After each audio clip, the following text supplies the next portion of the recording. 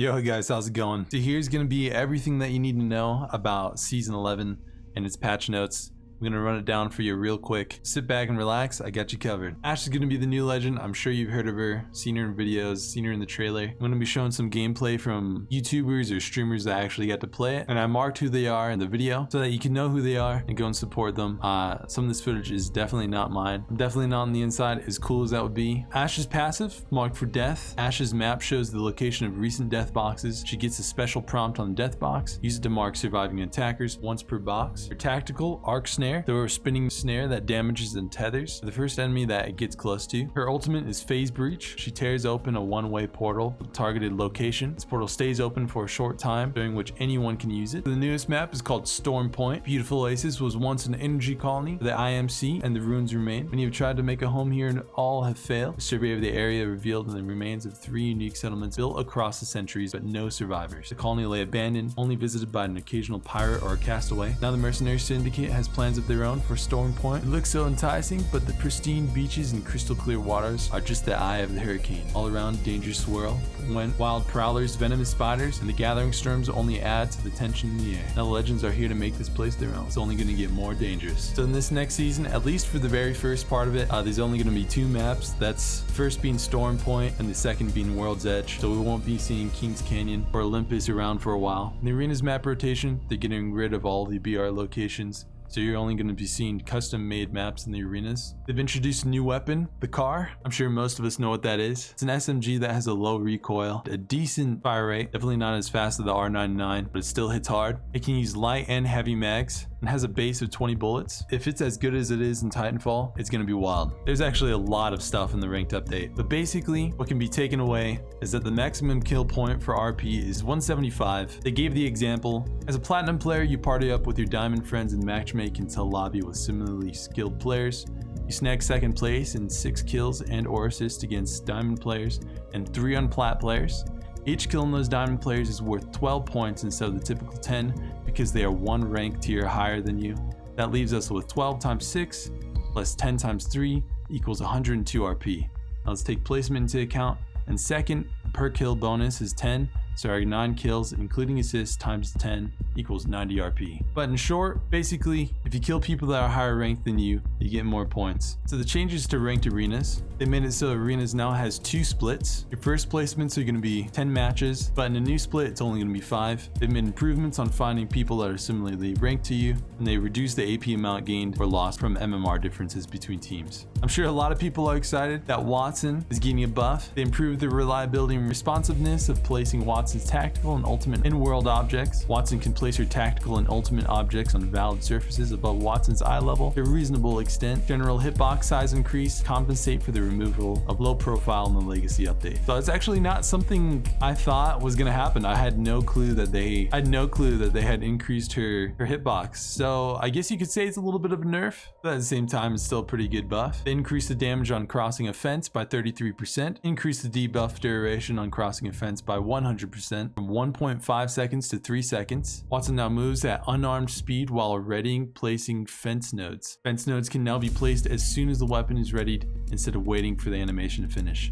So basically, she's fast as frick and thick. Her ultimate, the pylon output, has been significantly reworked. Reduced the number of active pylons Wattson can place from 3 to 1. The pylon now lasts forever instead of timing out after 90 seconds. The pylon now has a pool of 250 shields that can be distributed to nearby players instead of effectively infinite shields. So basically, Wattson is large and in charge, fast as frick with her abilities, and her pylon, aka the ultimate, now causes you to regain shields even faster. Some balance changes to the weapons and gear. Drop rotation has changed, triple take has been taken out and been replaced by the G7 Scout, and the G7 Scout now has the double tap trigger equipped on it. The triple take will go back to the ground. The magazine has been increased at all tiers. Base is 18, white 21, blue 24, and purple 27, so it consumes and requires 3 shots. Hop-ups that have been added or just one hop up was a dual shell, in which you can put on the Mastiff in the 30-30, so each round that you put in is doubled, aka fast as frick reloader. Fully kitted rotation is changed, or the guns that you can find fully kitted on the ground are now the longbow, car, R301, 30-30, and the Mastiff. So all of its predecessors have been removed, that being Peacekeeper, Rampage, Re-45, Flatline, and Charge Rifle. The Eve 8 has been nerfed, thank goodness.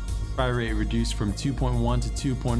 We'll see how much that changes things. Peacekeeper received a slight buff. They increased the pellet size, and the choke up time has been reduced from 1.5 seconds to 1.25. The longbow had its damage reduced from 60 to 55. Now I'm gonna be honest, if you played longbow before, you're a freaking beast. Commendable, love ya. Frick the charge rifle, but man, you took a little bit of a hit here. Reduced by 5 damage. The Alistar received a nerf. They reduced barrel effectiveness at all rarity tiers, significantly reduced projectile collision size, and the damage has been reduced from 18 to 17. So frick you, Alistar. The G7 Scout had its damage increased from 34 to 36, and they put on the double tap, so this thing is gonna absolutely slap inside the supply drop. It already slapped beforehand, but my goodness, it's gonna hit like a freaking truck. Supply drop weapon rates have been increased. Early game, the weapon rate is 25 to 50%, mid game 50 to 75%, and late game 75 to 100%. Hot zone loot is going to be increased, so there's going to be a butt ton of gold loot chilling. They increase the ammo that you get from crafting. Here's the numbers below. However, they increased the price that it cost from 5 to 10 per weapon. They increased the amount of points that you get for crafting Evo armor from 100 to 150, and the cost has been increased from 45 to 50. And they replaced a sniper bundle with a shotgun bundle featuring the dual shell, the new hop up that can be put on the 30-30 or the Mastiff. They increased the amount of HP that prowlers have across all the maps from 90 to 114. Now you get damage progress towards your Evo armor for shooting enemy NPCs. Arena's weapons have changed a little bit, or actually a lot. Supply drops will now try and land within the first circle, and purple weapons now spawn in earlier rounds. Supply drop no longer gives blue havoc or devotion or gold Re-45. In the Mozambique, P2020, Re-45, Prowler, R99, and Hemlock have all received price updates. Quality of life has changed a little bit. UI will now show that teammates are self-reviving. They've added a voice line for characters to communicate that they are out of ammo. They've updated their arena's map rotation images to show up to 5 maps and given more social awareness badges to unlock. There's been a number of bug fixes in the map. My goodness, is there a lot of bugs, and there still is a lot of bugs, but me personally, I'm just happy that they fixed the bug where non-crossplay Steam friends playing Apex would show up with the debug text. That was annoying, but unfortunately they removed the random rock floating in midair in World's Edge. RIP.